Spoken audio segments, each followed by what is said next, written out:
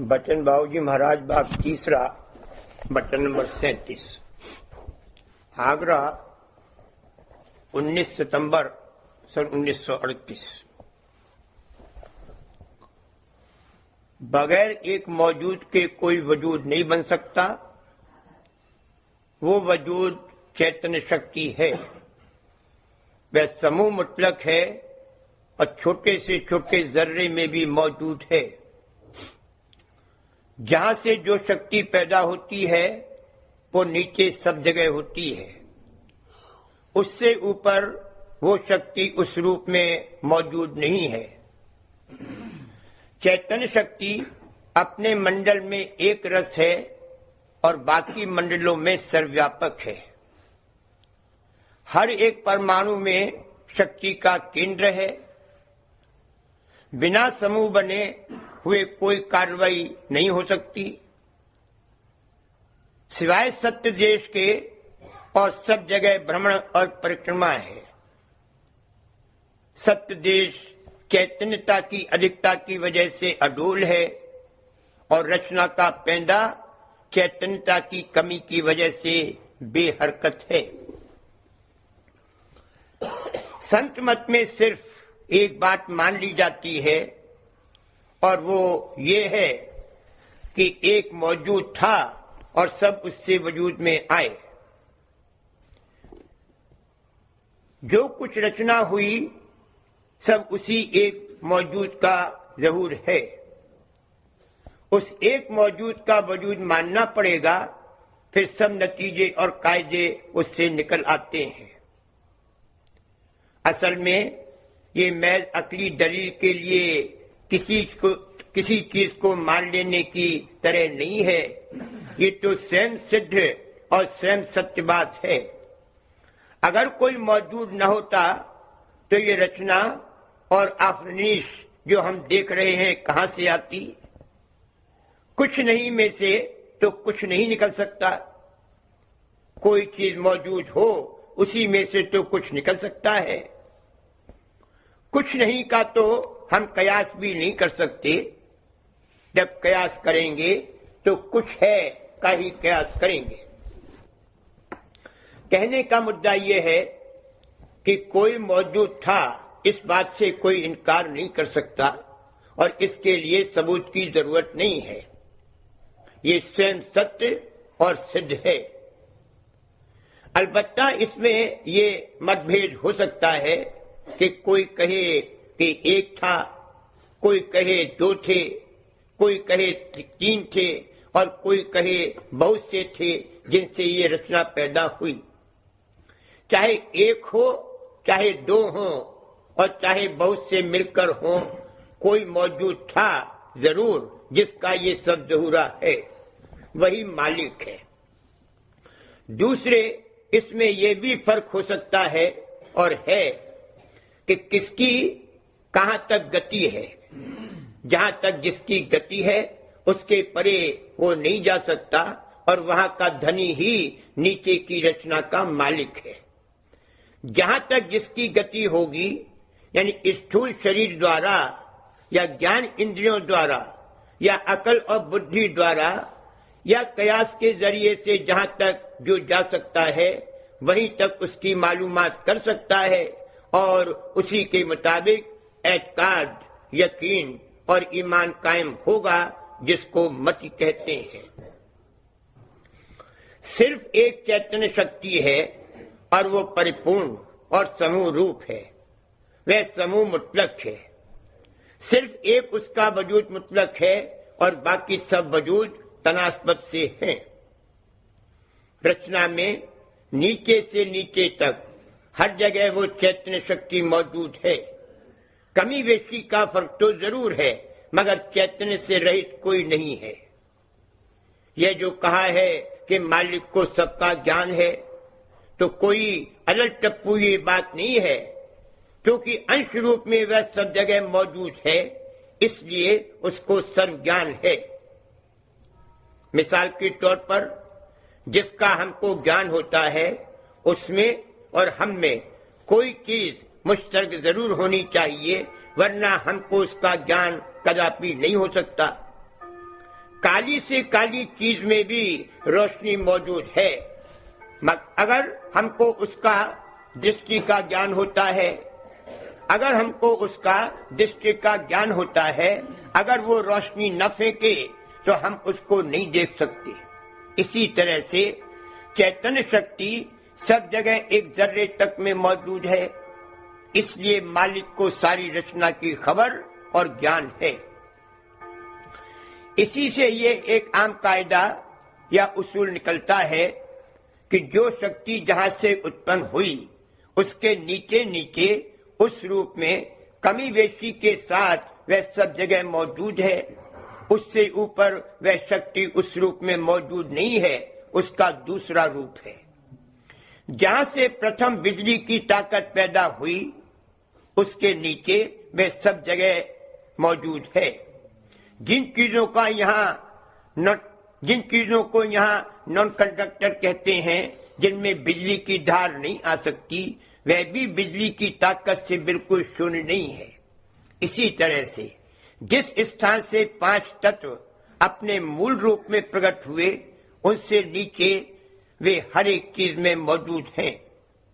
चुनांचे असलियत में यहाँ सब चीजें कंपाउंड यानी तत्वों की मिलोनिकी है। कोई चीज यहाँ तत्व रूप में नहीं है। यहाँ जिनको तत्व कहते हैं उनसे सिर्फ इतना ही मतलब है कि इस सतह पर हम उन चीजों को और अधिक सूक्ष्म रूप में नहीं देख सकते, इसके ऊपर वे और जाएंगी। ये 5 तत्व भी सिर्फ नीचे की रचना के तनास्पद में तत्व हैं, वरना केवल एक तत्व जो कि 7 तत्व है सिर्फ चैतन्य शक्ति है। उसी से दर्जे बदर्जे सब निकले और पैदा हुए हैं, या यूं कहो कि उसी के ये सब न्यारे न्यारे रूप हैं।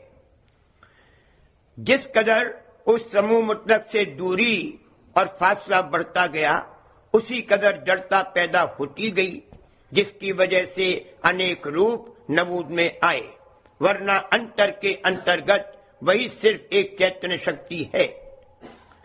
पत्थर के थंबे पर हाथ फेरने से जो एहसास होता है वो सिर्फ यही है कि नीचे उतार होते होते और जड़ता बढ़ते बढ़ते अब इस जगह और इस हालत में चैतन्य ने ये रूप धारण किया है। उसके अंदर चैतन्य मौजूद है।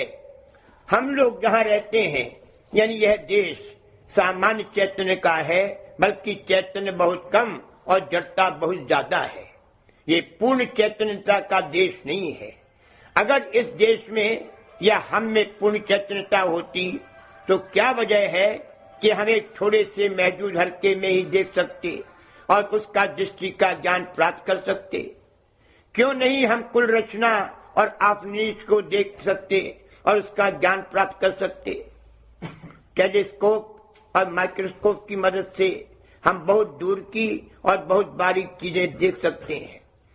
इससे ये तो जाहिर हुआ कि दृष्टि के ज्ञान का हल्का बढ़ाने की हम में योग्यता और गुंजाइश है, मगर इस जगह स्थूल और मोटे परतों में गुजरकर जो रोशनी का रूप है उसका ज्ञान हमको होता है।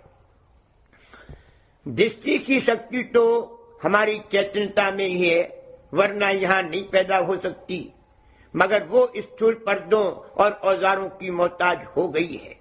जिस कदर चैतन्यता बढ़ती जाएगी उसी कदर ज्ञान भी बढ़ता जाएगा और ये मोहताजी कम होती जाएगी। वो चैतन्य शक्ति अपने मंडल में तो एक रस है, बाकी वो सर्वव्यापक है, मगर एक रस नहीं है। दो ही बातें हो सकती हैं, या तो एक रस व्यापक हो या कमी बेशी के साथ हो। शक्ति एक रस व्यापक हो नहीं सकती, ये नामुमकिन है। अगर एक रस व्यापक हो तो कोई कार्रवाई नहीं होगी। शक्ति को सब जगह एक रस करने के लिए उसका बिखेर करना पड़ेगा, और बिखेर अगर बेरोक टोक हो तो विनाश की अवस्था पहुंच जाएगी। गो ऐसा कभी होगा नहीं, क्योंकि कुदरत ने रुकावटें रखी हैं जिनसे एक दर्जे के बाद बेरोक टोक शक्ति का और बिखेर नहीं हो सकता। कुल रचना में कार्रवाई समूह, केंद्र, मरकज बन बनकर हो रही है और इसी से बेहतरीन नतीजा निकलता है और रचना का कयाम है। एक परमाणु तक में शक्ति का केंद्र और मरकज है। बिना समूह बने कोई कार्रवाई और रचना नहीं हो सकती। जैसे सूर्य मंडल का केंद्र सूर्य है और उसके गिर्द और छोटे छोटे नक्षत्र आदि भ्रमण और परिक्रमा कर रहे हैं, ठीक उसी तौर से एक छोटे से छोटे परमाणु की रचना है। उसमें भी एक केंद्र है जहां शक्ति का समूह है और उसके इर्द गिर्द छोटे और कम शक्ति वाले परमाणु भ्रमण और परिक्रमा कर रहे हैं, जिसको अंग्रेजी में रोटेशन और रिवोल्यूशन कहते हैं। रोटेशन से ही रेवोल्यूशन है। परिपूर्ण अवस्था में जहाँ की सर्व आनंद, रस और सुख प्राप्त है, रोटेशन यानी स्वयं भ्रमण और रिवोल्यूशन यानी परिक्रमा नहीं है। जिस जगह से कमी शुरू हुई उस जगह से प्रथम रोटेशन और रिवोल्यूशन की उत्पत्ति हुई। जब कमी महसूस हुई तो सोच विचार हुआ कि कौन जतन करें जिससे सुख प्राप्त हो। यही सोच विचार करना अपने आप के गिर्द घूमना है, जिसको रोटेशन या भ्रमण कहते हैं। दूसरे का मतलब और अपना मतलब और, यानी जहां से अतिरिक्त आपा कायम हुआ वहीं से सोच विचार और भ्रमण पैदा हुआ। अपने से विशेष शक्ति वाले से जितने हल्के में शक्ति आती है और हम उसको ले सकते हैं, उस हल्के के बाहर हम न होने पाए, उसके अंदर रहें ताकि उससे शक्ति प्राप्त कर सके। वास्ते सुख हासिल करने के ये रिवोल्यूशन यानी परिक्रमा करने की उत्पत्ति है। ये पृथ्वी भ्रमण और परिक्रमा दोनों कर रही है। अपनी कीली पर घूमना भ्रमण कहलाता है और सूर्य के गिर्द घूमना परिक्रमा कहलाता है। बहुत से ऐसे काम हैं जो पृथ्वी के रोटेशन यानी स्वयं भ्रमण से होते हैं और सूर्य से इतनी दूर न हो जाए कि उससे ताकत न हासिल कर सके और इतनी नजदीक न चली जाए कि नष्ट हो जाए। इसके लिए वो एक खास रास्ते पर, जो कि अंडाकार है, परिक्रमा करती है। इस तरह जहां से प्रथम रोटेशन और रिवोल्यूशन की उत्पत्ति हुई, उसके नीचे बराबर केंद्र बनते चले आए हैं और होते होते जब और केंद्र नहीं बन सकता तो वही रचना का पैदा है। शक्ति कम होते होते वहां इस कदर न्यून हो गई कि अब वह कार्रवाई नहीं कर सकती, मगर शक्ति वहां जरूर मौजूद है। ये रचना का दूसरा कुतुब या सिरा है। ये बावजूद कमी के स्थिर और स्थित अवस्था में है। बरक्स इसके वो कुतुब जो कि चैतन्यता का समूह मुतलक है, बवजह शक्ति की अत्यंतता के स्थिर और स्थित अवस्था में है। वो अडोल है मगर कुल हरकत का कारण है।